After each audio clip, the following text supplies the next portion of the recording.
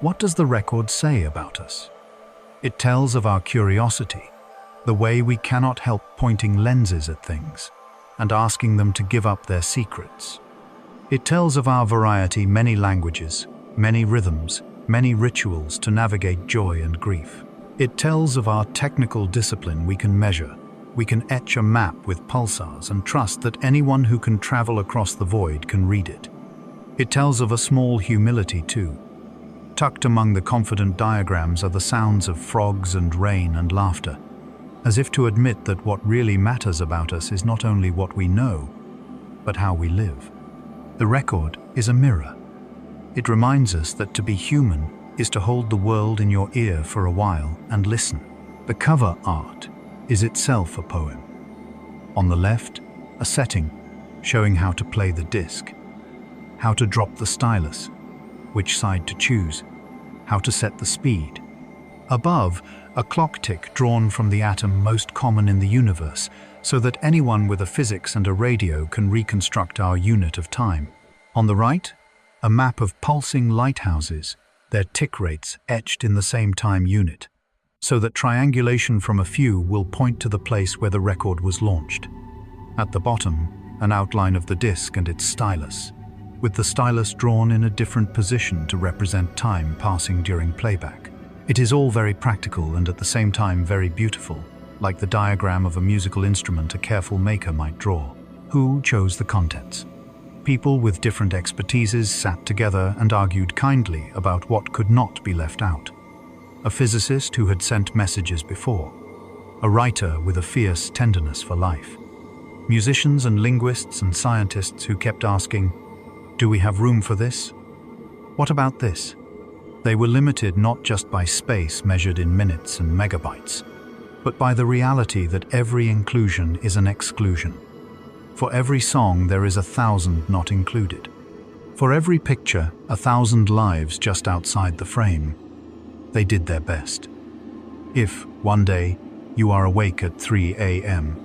and feeling like a gnat on a window pane looking out at a rainstorm, it can be steadying to remember that a small committee of humans worked very hard to give the universe a fair sample of what it feels like to be us.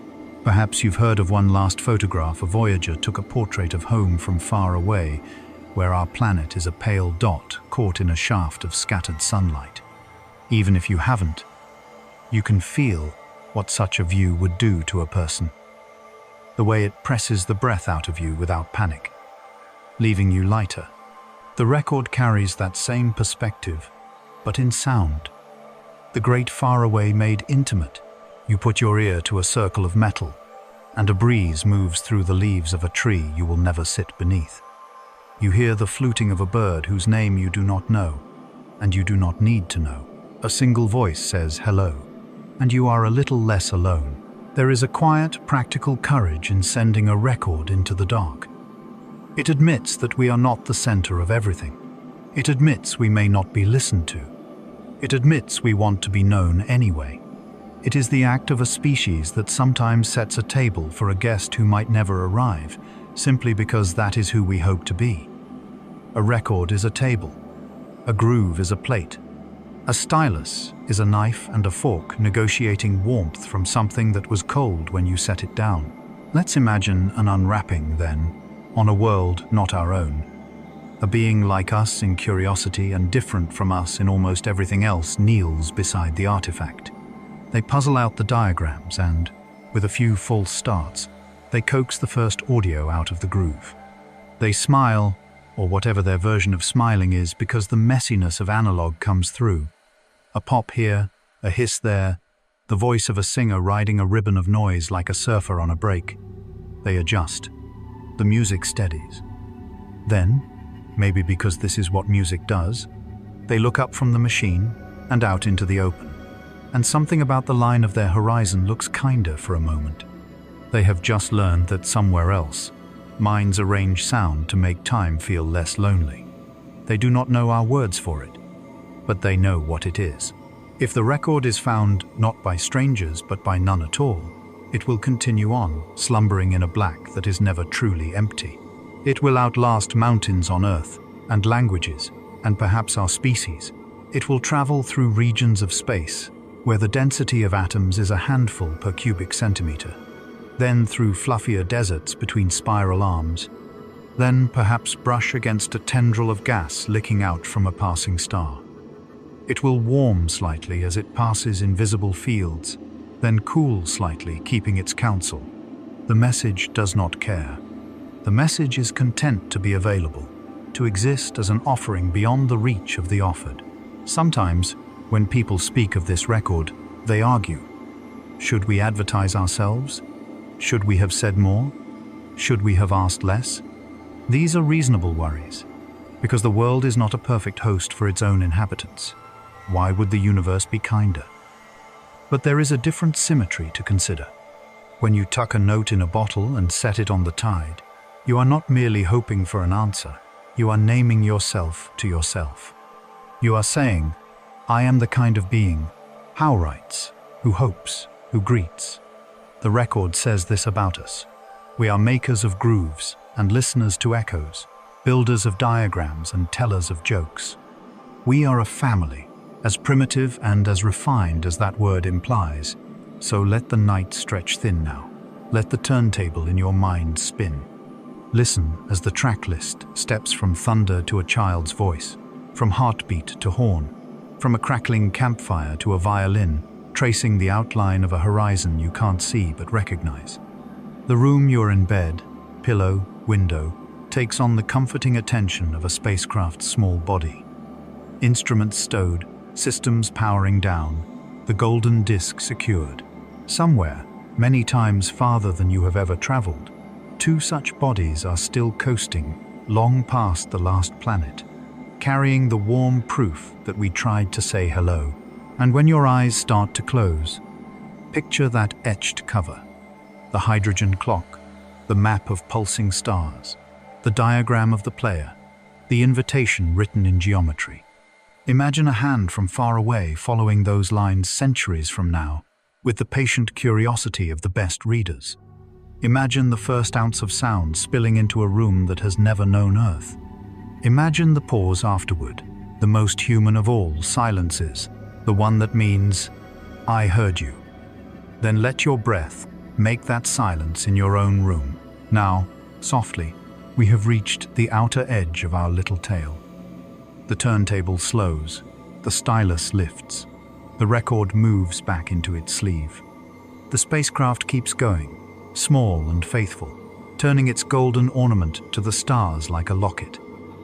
You are here, on a blue world where wind has its own music, and morning will return. You can sleep, knowing that somewhere in the dark, our best hello is still on its way. Good night, traveler. Good night, record. And to you, listening in the quiet, thank you for keeping watch with me until the end of this track. Okay, this journey of galaxy end here. Hello there, and welcome to Bedtime Universe.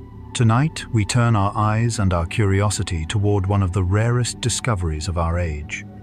A faint traveler slipping through our skies, a quiet messenger that did not grow up beneath our Sunday. Astronomers have given it a name you may soon learn to recognize: 3I Atlas. It is not a comet of the familiar family that circles our star. It is an object from somewhere else entirely.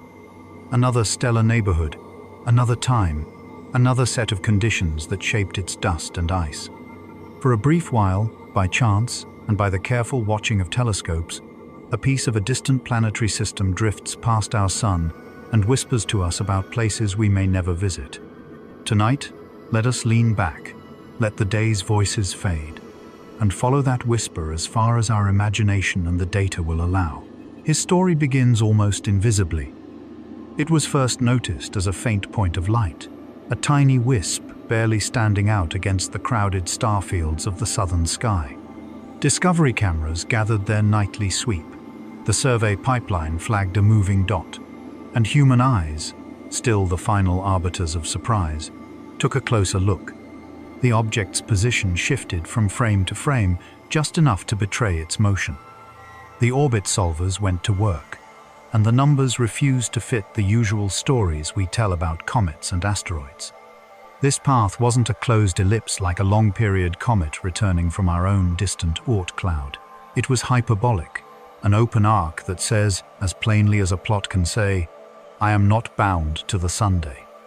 In human terms, it is the difference between a neighbor stopping by and a traveler from far away passing through town on a journey that began before we were watching.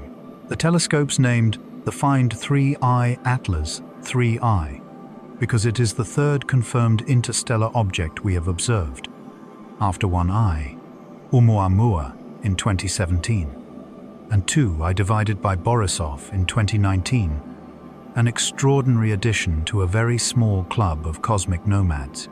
NASA Science +1. There is a practical geometry to its visit, and geometry makes a soothing kind of bedtime truth. Astronomers can say when and where the visitor will come closest to the Sunday. Their calculations show that 3I Atlas will make perihelion its nearest approach to our star around the 30th of October 2025, at a distance of roughly 1.4 astronomical units. That's a little farther out than Earth's orbit and close to the orbit of Mars, about 130 million miles or 210 million kilometers from the Sunday. It will not swoop in tight enough to blaze into a spectacle for casual eyes. It will remain modest, a subdued guest keeping its distance. Its closest approach to Earth will also leave it well beyond our immediate neighborhood, on the order of 1.6, 1.8 AU. So there is no danger in its passage, no drama, just the elegance of celestial mechanics, carried out far from harm. NASA Science +1. Before perihelion, its road threads the realm of the red planet.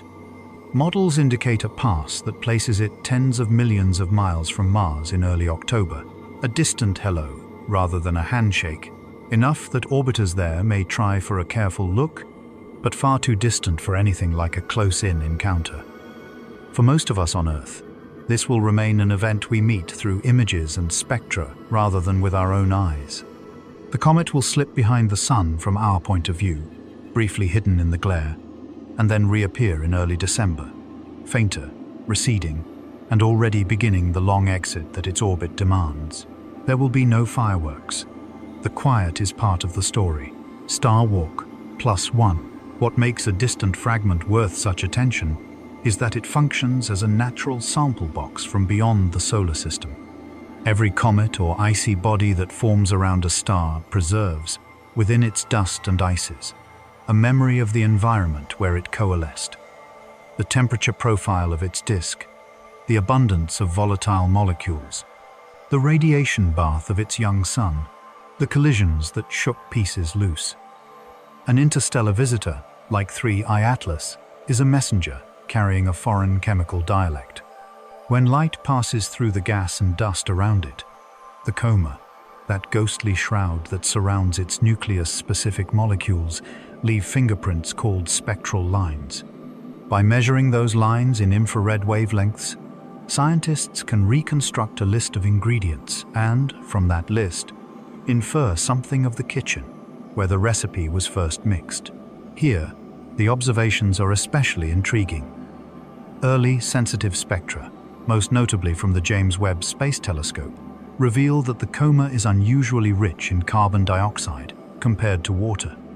In fact, the CO2 to H2O ratio measured for 3I Atlas ranks among the highest recorded for any comet observed near the Sun, a signal that stands out from the statistical trend seen in familiar long-period and Jupiter family comets. Alongside CO2, observers have identified H2OCO, water, ice, dust, and even traces of OCS, carbonyl sulfide, each identification an extra syllable in the object's chemical accent. The coma appears somewhat asymmetric, with enhanced outgassing toward the Sun, suggesting patches of active terrain responding to solar warmth. All of this points to a nucleus, intrinsically rich in CO2, perhaps formed near the CO2 ice line of its birth disk, or processed in a radiation environment unlike our own backyard. Whether because water sublimation is suppressed or because carbon dioxide was abundant from the start, the balance tips decisively toward CO2. And in that tipping, models find new constraints. To imagine what that means, picture two kitchens making the same basic recipe. One uses more salt, the other more sugar. The final tastes are both recognizably the same kind of dish, yet different in ways that reveal something about the cook and the pantry. If comets are recipes of ices and dust, then 3I Atlas adds a new seasoning to our cosmic banquet. By comparing its spectrum to comets born here in our system, scientists can begin to sketch the range of conditions that produce planets and small bodies across the Milky Way. A high CO2 content can suggest formation in colder regions of a protoplanetary disk, where carbon dioxide can condense into ice more readily than water, or formation under different radiation and chemistry. These are not speculative metaphors, but pieces of a forensic puzzle. Carefully measured lines, emitted photons, and dynamical histories combined to reveal origin stories. The beauty for a bedtime mind is that the forensic details are quiet and exacting numbers stacked like smooth stones, while the picture they build is grand, a planet-making factory in a distant system, leaving a breadcrumb that drifted across the galaxy and, for a night or two, into our instruments. Because 3I Atlas arrived as a faint wanderer rather than a blazing show, our study of it requires patience and rigor. Observatories across the world pool their measurements. Photometry that tracks how its brightness changes with distance and viewing angle. Spectroscopy that reads its chemical fingerprints. Astrometry that refines its precise motion through space. Each dataset tightens uncertainty. How large is its nucleus kilometers across, or only a few hundred meters? How fast does it rotate? And does that rotation modulate outgassing? Is the flow from vents steady or sporadic? And does the coma carry large grains or mostly fine dust? Even small signals matter. In previous interstellar visitors, minute, non-gravitational accelerations from outgassing sparked debates about surface properties and internal structure. With better instruments, faster alert pipelines, and a global network of follow-up telescopes, 3I Atlas offers a richer, earlier look than we had for its predecessors, letting the community test competing models of formation and evolution, with a dataset that is, night by night, becoming beautifully overdetermined. There's history in this lineage of visitors. Oumuamua arrived without a visible coma, a dark shard with puzzling accelerations that launched years of discussion. 2I divided by Borisov swept in as a more classic comet, with obvious outgassing and a relatively ordinary composition. 3I Atlas seems to split the difference in its own way, clearly cometary, yet chemically tilted, modest in brightness, yet generous in information. Together they form a small but growing sample, enough to begin asking population questions. How common are such objects in the solar neighborhood? How many pass unseen every decade, their faintness hiding them from our surveys? What fraction are CO2, rich like 3I Atlas, and what fraction look more like typical Oort cloud comets? Each answer helps to connect the dots between protoplanetary disks across the galaxy and the raw materials that feed worlds. Beyond the data tables and plots, there is the human dimension. For a century, we've trained ever larger and more sensitive eyes on the sky. Survey telescopes that scan the heavens nightly, spacecraft that see in colors our eyes cannot detect, and networks that ping alerts worldwide when an unusual object pops into view. The discovery of 3I Atlas is a product of that vigilance, of software and glass and human curiosity arranged into a planet-scale listening device. It is humbling to remember that these tiny bits of rock and ice, flung out of their home systems during chaotic early epochs, can wander through the interstellar medium for millions to billions of years, and then, by mere geometry, pass within reach of our attention. The scale is almost absurd. Dust grains mixed with frozen volatiles endure unimaginably long journeys, and in a single sleepless night, someone at a console can catch their faint signature. Hold that contrast for a moment as you settle into the rhythm of your breath. Slow in, Slow out. Think of the scale: the sun at the center, the planets in their lanes, and far beyond, the region where comets from our own cloud sometimes fall inward. Then think farther. Stars scattered through the thin disk of the Milky Way, each with its own retinue of debris. Somewhere out there, in a system that once had its own giant planets and its own jostling ice balls, a small thing was nudged by gravity, tossed outward, and set free. It coasted in the dark for an age, almost silent except for the low hum of interstellar radiation and the occasional dust grain pinging its surface. And then, this year, it wandered into our sunlight and began to breathe molecules shaking free and sparkling into a temporary atmosphere. That is 3I Atlas, not a loud visitor, but one that turns sunlight into a whisper we can read. The numbers themselves can be a lullaby. An astronomical unit, AU, is the average Earth-Sun distance. 1 AU is about 150 million kilometers. 3I Atlas will shave a little closer to the Sun than 1.4 AU, and it will keep well beyond 1.6 AU from Earth, which is a way of saying comfortably far. Light takes just over 8 minutes to cross 1 AU. At 1.4 AU, photons travel to and from the comet in something like 19 minutes. Meanwhile, the object cruises along its hyperbolic track with a speed that will peak near perihelion, then slacken as it climbs out of the Sun's potential well. We won't see it loop back. The curve is an open door that will not swing shut while any human alive today is still listening. If you enjoy small rituals, there is one you can perform on clear nights. Step outside and find a patch of sky that feels quietly yours. You won't see 3I Atlas with unaided eyes, but you can feel the architecture of its passage in the way the planets array themselves along the ecliptic, and the way the Milky Way drapes overhead like a scarf of old light. Somewhere within that arrangement, careful instruments are measuring spectral lines, slim fingerprints, where molecules bend and stretch in infrared colors. And from those lines comes a picture. CO, 2 tallies, far outpacing H, 2O, CO present but quieter, OCS, making a cameo, water ice scattering light as fine frost in the coma. The ratio of CO2 to H2O is a diagnostic. If you could write the chemistry of this comet as a fraction, CO2 would tower, H2O would be a modest denominator. It's not that water is absent, it's there, in vapor and in ice, but in the contest for dominance. Carbon dioxide is the unanticipated winner. That simple fact forces models to adjust. Perhaps the nucleus has shallow thermal penetration, preventing deeper water-rich layers from heating. Perhaps the topmost veneer is CO2 rich. Because of the chemistry of its nursery, perhaps both are true.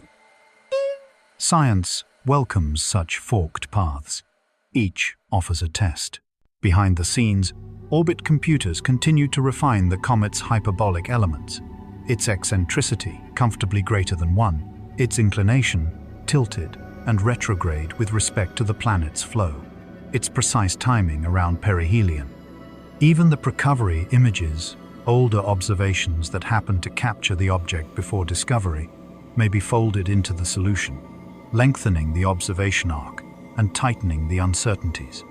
There's a quiet satisfaction in that, the way librarians feel when a misplaced volume is found and returned to the shelf. And in that satisfaction, a deeper calm, the sense that even when the universe arrives as a surprise, we have the means to situate it cleanly within our understanding. Once you know to look, the engineering of attention is everywhere. The Atlas survey that spotted this visitor was designed as a planetary defense tool, 4 small telescopes that sweep the sky for moving things that might one day matter to us. Most nights their finds are routine. Main belt asteroids, near-Earth objects that miss us by healthy margins, comets that glow politely and return to distant aphelia. But every so often the feed carries a point of light that follows a path only an outsider would take. A flag goes up. A note goes out. Follow-up observations pour in from amateur and professional observatories alike. The pipeline is global, almost musical in the way it passes themes from one instrument to the next. Discovery, confirmation, characterization, modeling, testing, each movement informed by the last. 3. iAtlas is a testament to that planet-wide vigilance, a reminder that we are, right now, living in an era of real-time cosmic listening. NASA science. If you're the kind of listener who likes to picture the hardware, imagine Webb's near-spec pointing into a star-crowded field. Starlight filtered out. The comet's faint glow spread into a spectrum like a secret laid flat. In that spectrum, a series of dips and peaks, absorption and emission features, mark the vibrations of CO2, the rotational fingerprints of H2O, the telltale notes of CO and OCS. Each feature is tiny, measured in microns and millijanskis, but it is enough. Webb is sensitive to whispers. From that whisper, astronomers derive mixing ratios, outgassing rates, even directionality. A sunward lobe, where molecules stream faster, a nightside lull where the surface stays colder and quiet. Others on the ground add visible light photometry, polarimetry to gauge grain sizes, and high-resolution imaging that catches the coma's texture. What began as a point becomes a profile. What began as motion becomes a biography written in sunlight. The philosophical delight is that all this precision sits easily beside wonder. You can let numbers reassure you, perihelion dates, distances, signal to noise, and still allow your mind to drift outward into the story implied. A small ice rock, freed from its system by the nudge of a giant planet or the jolt of a collision, coasts through interstellar night. It encounters almost nothing for an immense span of time, then glides into the outskirts of a new star's gravitational field. As it falls inward, sunlight begins to do chemistry on its surface again. Cracks open. Molecules stir. The coma blooms like a slow flower whose petals are atoms and grains. For a few months, the object acquires a voice we can detect. And then, as it rounds the sun and departs, that voice fades. Silence resumes. In between, we took notes. There are practical ripples too. Each interstellar object we characterize adds to population statistics. How many such wanderers pass within, say, 5 astronomical units of the sun each year? With better surveys coming online, will we catch more before perihelion in time to mount focused campaigns? Could we ever intercept one, send a dedicated probe to fly by, or even to sample? The questions are no longer fantasy. Trajectory planners have run scenarios. Engineers have drawn up rough concepts. The time from discovery to launch is the hard part. For now, we do the next best thing. We gather a thorough remote sensing dossier while the traveler is within range. The archives that result, spectra, images, astrometry, will be mined for decades, serving as benchmarks for the next discovery and the next. If interstellar objects are reasonably common, they likely play roles in planet formation and chemistry throughout the galaxy. Some models imagine them as seeds, nuclei that, when captured by a young disk, can act as condensation sites for local material. Others see them as couriers, moving organic molecules from one system to another, contributing a sprinkle of complexity wherever they go. These are not settled questions. They are the kinds of hypotheses that sharpen with data. And 3, iAtlas, with its CO2 heavy character, gives the models a very specific constraint to meet. If a disk makes many objects like this, what does that say about its temperature structure and radiation field? If it rarely does, what exceptional pathway produced this one? In both cases, the universe becomes less vague. Let's pause and shrink our scale again, not to kilometers or microns, but to the human. Somewhere tonight, a graduate student is coaxing a difficult spectrum into shape, subtracting skylines, flattening fields, and checking calibration lamps with the concentration of a watchmaker. Somewhere else, a team is writing a pipeline to cross-match observations from a dozen facilities, aligning epochs like beads on a string, so parameters can be fit and refit. These are the sleepers of tomorrow. their work tucked into archives that future readers will open with gratitude. And in living rooms and backyards, amateurs turn their telescopes towards star fields marked with red circles on finder charts. Most will see nothing but the field. 3I Atlas is too faint for small instruments under most skies, but the act of trying connects them to the project. The night sky is a commons. Even when we cannot see the current guest, we can watch the place where it is and feel the pleasure of sharing a sky that hosts things we are only barely able to know. Just as sleep comes in gentle thresholds, so does the exit from our story. After perihelion, as the comet rounds the sun, the outgassing will ebb. Dust released near perihelion will continue to trail along the orbit, a thin ribbon growing ever more diffuse. The nucleus, having warmed and vented, will cool again as it heads outward. Gravity will not call it back. The hyperbola carries it away. It will cross the realm of the outer planets, pass through the cold confetti of the Kuiper belt, and then the darker emptiness beyond. Its next encounter of note may not be for millions of years, and even then it may only be a slight nudge, a statistical whisper rather than an event. The universe is a patient editor, and yet a trace remains. The data this visitor leaves behind, spectra, astrometry, images, will persist in our repositories. There, its CO2, rich signature, becomes a line in a catalogue, a figure in a paper, a footnote in a textbook a decade hence. A future student might compare it with the chemistry of a newly found planet's atmosphere and notice a rhyme. Or a future mission designer might use its trajectory as a test case for an intercept concept study. In that sense, 3I Atlas achieves a small immortality. It etches itself into our collective memory not as a spectacle, but as a datum with edges crisp enough to be picked up and used. That is a lovely kind of permanence, modest and durable. If you find yourself wondering whether such encounters are portents of larger mysteries, keep one steady thought in mind. The universe is rich in regularity and surprise in equal measure. 3I Atlas is neither proof of life elsewhere nor evidence of anything supernatural. It is a natural outcome of dynamic planetary systems, of physics and chance.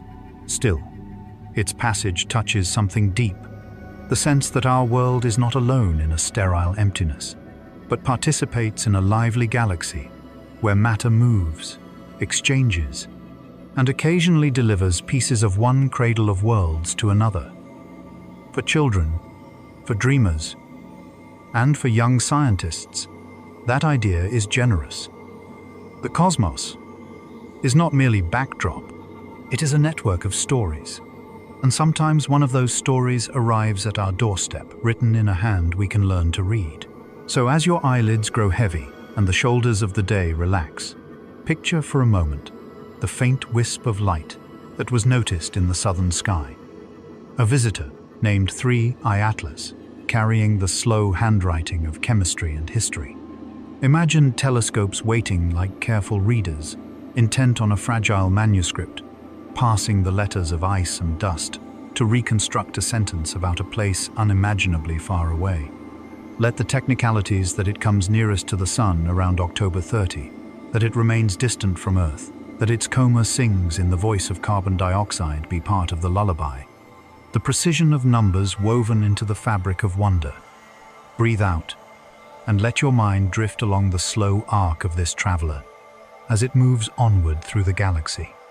Remember that even the faintest light can bring a message. The universe is larger and stranger and kinder than we sometimes imagine, and every so often it sends a traveler to remind us. Good night from Bedtime Universe. And now, as the night grows deeper and the world grows quieter, let us drift into our next journey. A story carried on the darkness above us, a story written in light. Tonight, we will follow what poets once called a river across the heavens, a gentle current of stars flowing silently through the sky. This story is called The Quiet River of Stars. Close your eyes and picture a place without the noise of lamps or screens, a place where the air settles cool on your skin and the horizon is a clean black bowl. In that bowl, the river appears soft, milky, faint at first, as if someone brushed white chalk from one horizon to the other. This is the band of our own galaxy seen from within, a sideways view of the spiral disk that holds us. People have named it for as long as we have looked up. A road of light, a milk spill of the gods, a path for souls, a sky river. Astronomers give it a simpler name, the Milky Way. But names are just doors. The wonder is what you feel when you step through. If your eyes are dark adapted, 20 minutes without bright light, no phone, no car, headlights, the band lifts itself out of the background. You begin to notice texture. The river is not smooth. It is threaded with dark inlets and quiet eddies where the light thins.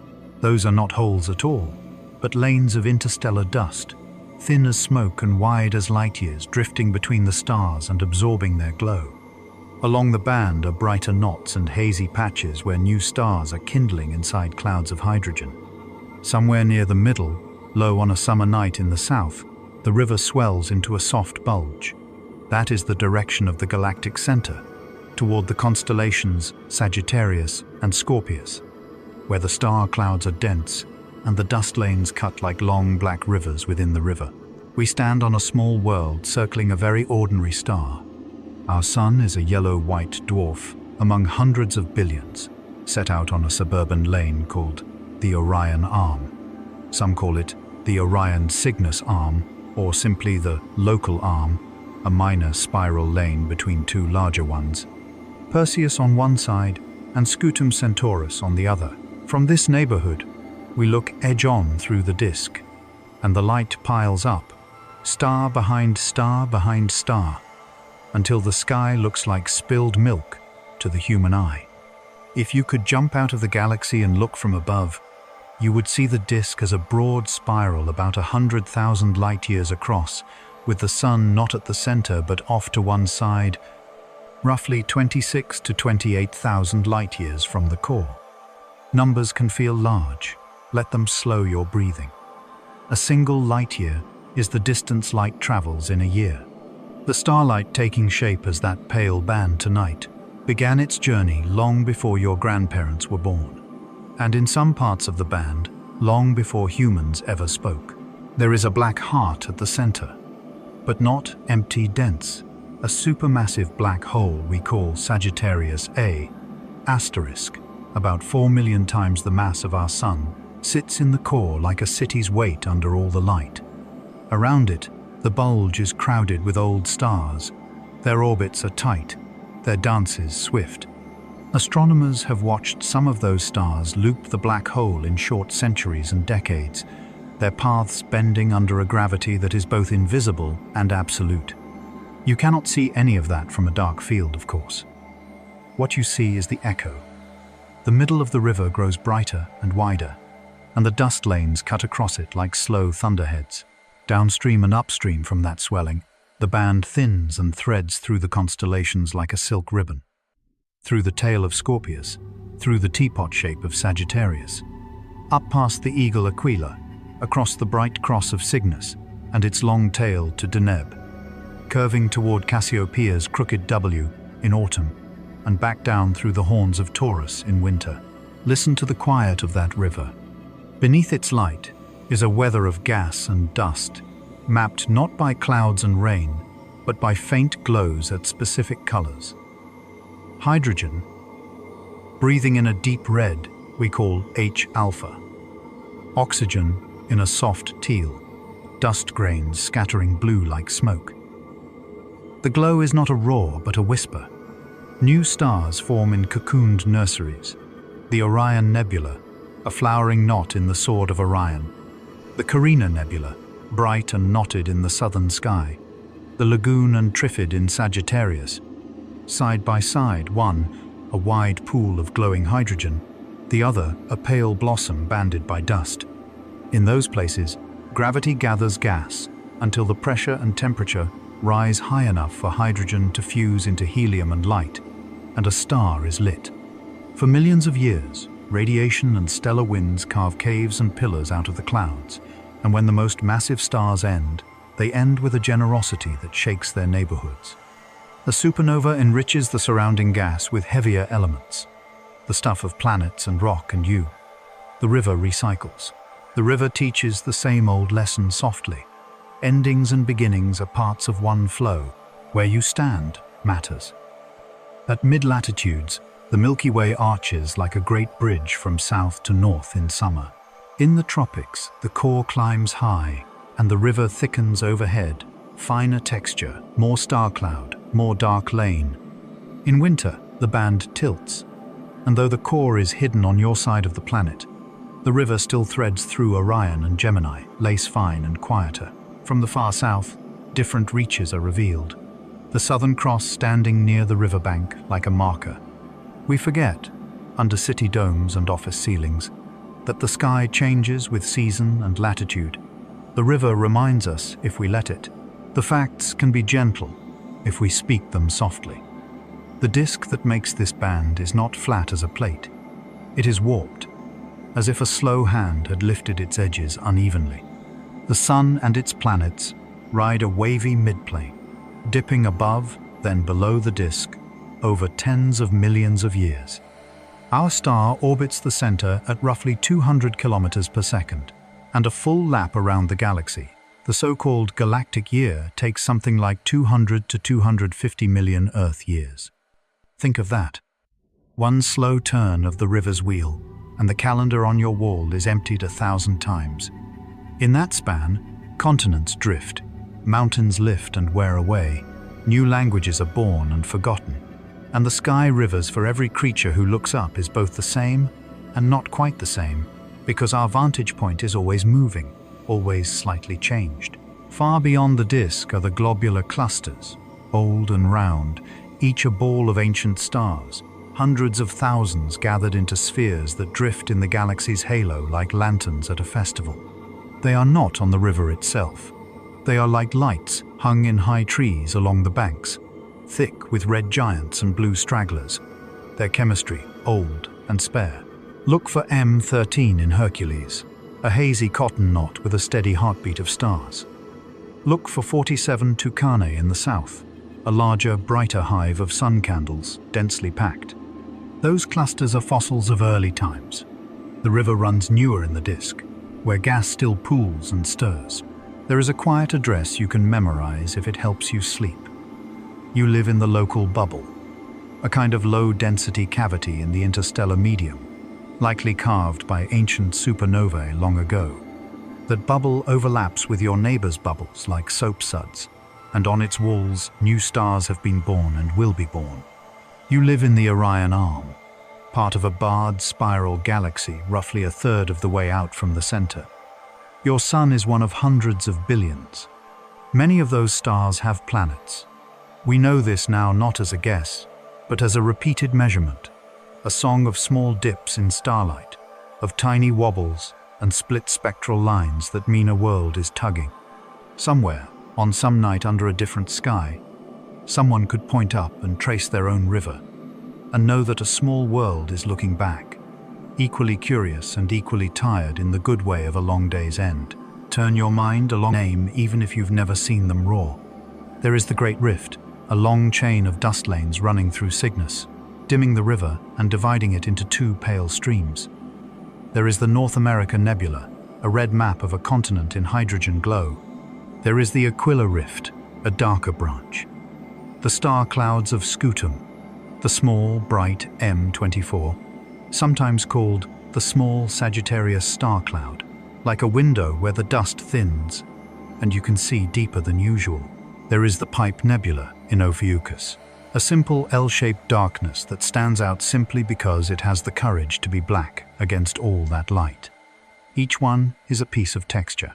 Each one is a reminder that the river's softness is made of millions of hard-edged facts. If you lifted above the river, if you climbed out of the disk and looked back, the band would fold itself into a grand design. A central bar, spiral arms unwinding, star formation, tracing those arms like frost blooming along glass. Tidal interactions with small satellite galaxies tug on the edges.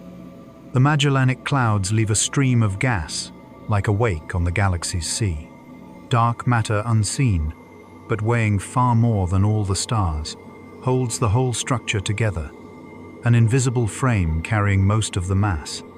You do not need the details to rest. It is enough to know that the quiet you feel beneath the river is supported by something strong and steady. And there is a future even for rivers, long from now so far that it occupies the part of the mind where fairy tales live. The Andromeda Galaxy and the Milky Way will draw together. They already are. Andromeda is coming toward us slowly in human terms, and quickly in cosmic ones. In several billion years, the two spirals will begin to interpenetrate and merge. It will not be a crash of suns. The spaces between stars are so large that very few will meet head-on. Instead, orbits will reshape, gas will rattle and compress, bursts of star formation will ignite, and the final result will be a new, larger galaxy with a new shape, a new river. No one you know will be there to see it. But somehow, the knowledge feels soothing. Even grand structures have arcs to their stories, and change at that scale is a tide you can let lift you into sleep. Perhaps you are listening from a city, and the river is hidden behind a dome of light. That is all right. Part of the story of this river is that it is patient. It has waited for eyes to look up in deserts and on ships, and in mountain meadows, and on quiet balconies, when the power went out and the night returned to its ancient depth. If you ever find yourself somewhere dark on a beach after the moon sets, on a hillside at 2 in the morning, on a ferry deck where the wind keeps you awake, give your pupils time. Turn off the lamp. Let the cones in your eyes rest. Let the rods take over. Let the glow sharpen. At first you will see grey. Then the grey will thicken into a woven cloth. Then a dark seam will run through it, and a bright knot will appear, and another, and the river will be there, in a way no photograph can quite teach. Breathe in and let it lay a hand on your shoulder. If you want a simple ritual to bring you closer to the river from anywhere, try this. Imagine your mind is a slow raft. Set it upon the band of light and let it drift. As you float, count gentle truths instead of sheep. 1. The light of Deneb has been traveling for more than 1,000 years to reach you. It left the star when empires were drawing new borders on parchment and never stopped. 2. The sun is circling the galaxy. Tonight you moved many thousands of kilometers around the center without feeling a thing. 3. The atoms in your blood were made in stars. The iron in your hemoglobin was built in the core of a dying sun before the Earth existed.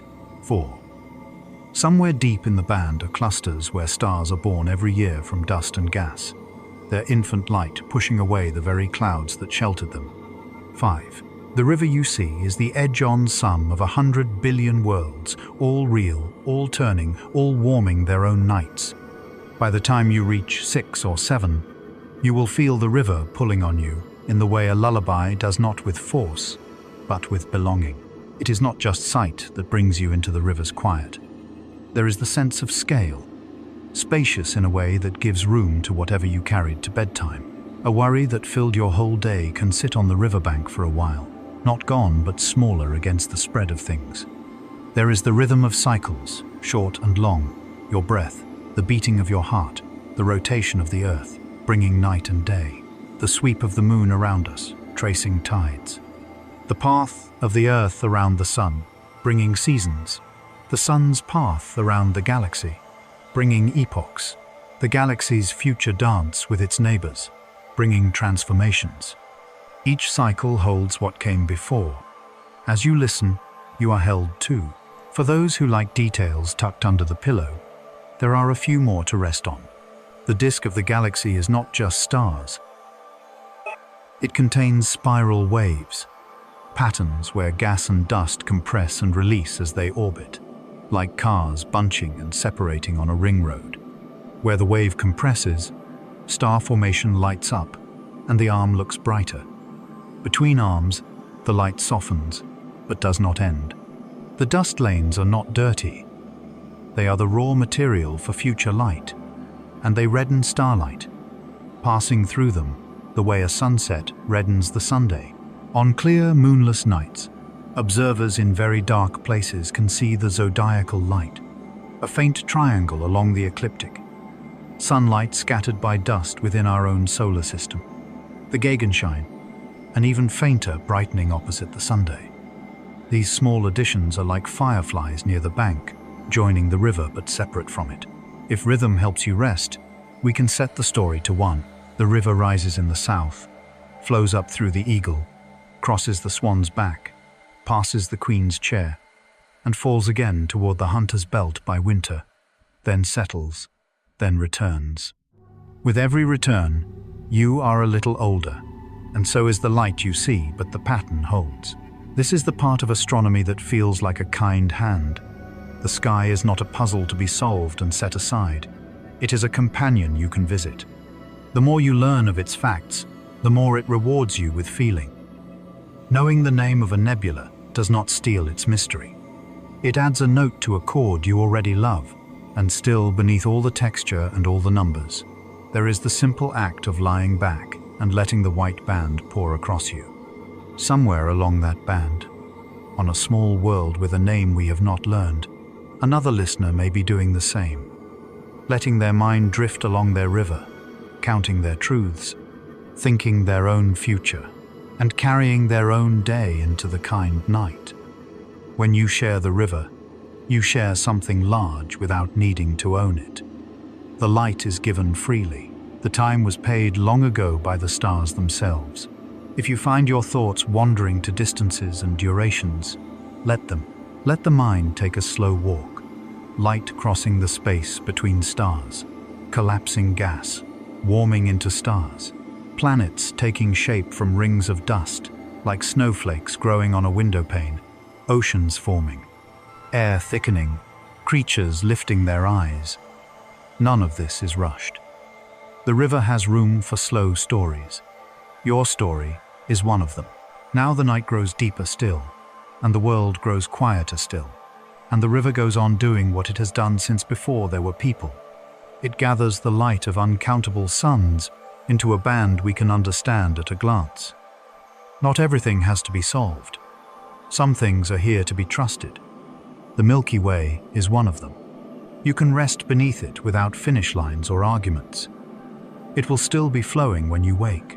So breathe in and breathe out, and let the quiet river of stars carry you. If your eyes are closed, picture that soft band and the dark lanes braided through it. Picture the bulge low on the horizon, like a slow sunrise of far-off suns. Picture the way it arches up and over, east to west, season to season, age to age. If your eyes are open and lucky enough to be in the dark, let the band have you whole for a minute. Let it make every small noise in your life seem smaller, and every kind thought seem larger. In the end, that is what the river is for. It is a reminder that we live inside something vast and patient and ongoing, and that our days, bright, messy, dear, are carried along by a current we can trust. When you are ready, you may set your raft against the bank and step into sleep. The river will be here when you drift back in the morning. It always is. It always has been. Good night. May the hush of the galaxy be the hush of your room. And may the quiet river of stars guide you gently, steadily, all the way into rest. And now, as the night settles deeper and the world loosens its grip, let us lean into a quieter orbit. Take a slow breath in, let it drift out, and imagine a small, golden circle turning in the dark. No countdowns, no roar of engines, just a record, patient as a heartbeat, sealed to the side of a departing machine. This is our next journey. It begins with a needle and a groove, with a message pressed into metal and launched into forever. Tonight's story is called The Voyager's Golden Record. Picture a room late at night, lights low, a turntable waiting. You lift a record from its sleeve, hold the warm weight in your palms, then set it down. A stylus lowers, a hiss like distant rain. And then, voices, music, thunder and birds. The sound of a mother greeting a child. You are not alone anymore. You are connected by a ribbon of vibrations to the place where the recording happened, to the air that trembled when those words were first spoken. That's what a record can do. Now take that feeling, that thin golden bridge between two moments, and pull it longer, longer, until it spans not a room or an hour, but a solar system and 1,000,000 years. That is the ambition tucked inside two small spacecraft named Voyager. In the late 1970 seconds, two identical probes were guided onto paths that would carry them past the outer giants, Jupiter and Saturn for one, and for its twin, still farther, to Uranus and Neptune. The timing was rare. The big planets happened to line up in a way that allowed each encounter to sling the spacecraft to the next. A gravitational hopscotch called a grand tour. The Voyagers carried cameras and detectors to read magnetic fields and count charged particles, to sniff the chemistry of atmospheres and measure dust. But they also carried something not required by any engineering specification. A phonograph record, plated in gold, tucked into an aluminum case on the spacecraft's body, with instructions etched into the cover. The idea was simple and audacious at once. If anything ever found this craft adrift in the deep dark, the record might be played.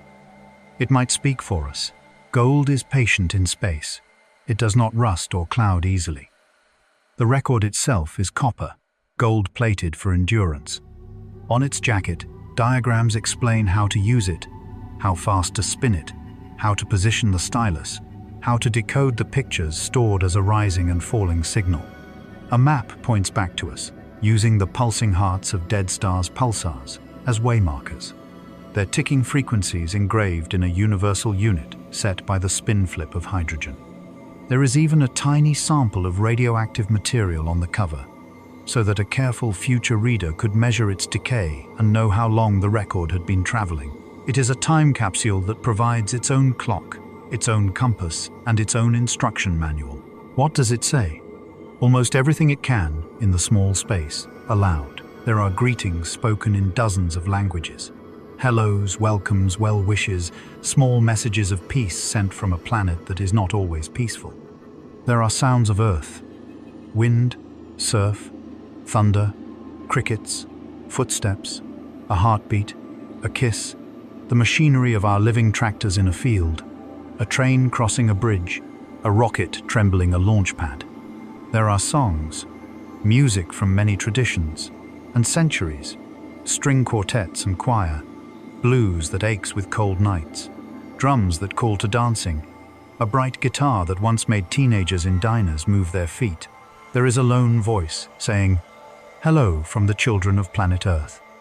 A sentence so simple and clean that it feels like a lighthouse blink from shore to far sea. There are pictures too, encoded as sound and meant to be retrieved by drawing their lines back out. Images of our bodies and our homes, of mountains and rivers and cities and farms, of a mother and child, of a page of mathematical definitions, of a human hand with a circle scribbled beside it to help with scale. There are scientific diagrams, biochemistry, the structure of DNA, a portrait of our star and its family of worlds. And somewhere in that gallery, there is a photograph of the blue sphere that holds all of this, suspended in black. It is both more than enough and not nearly enough, but it is a start.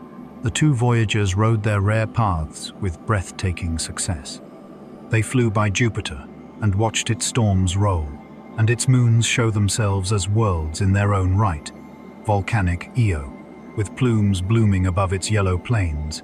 Icy Europa, scored with lines like cracked glass. Ganymede, big enough to have its own magnetic field. Callisto, old and cratered like a memory of the early solar system. They dove by Saturn and saw the rings as a structure, not a band, braided, scalloped, shepherded by moons that carve gaps, the way boats cut channels through ice. One Voyager pressed on to the pale worlds farther still, showing Uranus tilted like a rolling barrel, and Neptune dark-eyed and windy. And Triton, its moon, framed by geysers that wrote weather on an air as thin as a thought. They saw things nobody had seen. Then, After the cameras took a last look home and turned off to save power, the spacecraft kept going. At some uncertain boundary, the sun's breath gives out. The bubble that our star blows into space, our heliosphere ends, and the interstellar medium takes over. The Voyagers pushed through that boundary and reported the change. The direction of magnetic fields shifted, the density of particles altered, the texture of the radio hiss around them changed. Out is not a cliff, but a slow crossing, a gradient from familiar to wider. Out there, their energy comes from a small supply of heat, set free by the decay of a metal inside them, changing to electricity through devices that conduct heat like a one-way street. Every year, power fades. Every year, instruments shut down to keep a few core senses alive. There are long silences now. Sometimes a message is garbled, sometimes a whisper returns. But the craft still move, writing their thin lines through a diagram which no one can hang on a wall except as a metaphor. A map of leaving. Sometime in the far future, even after the last instrument is silent, the records will remain.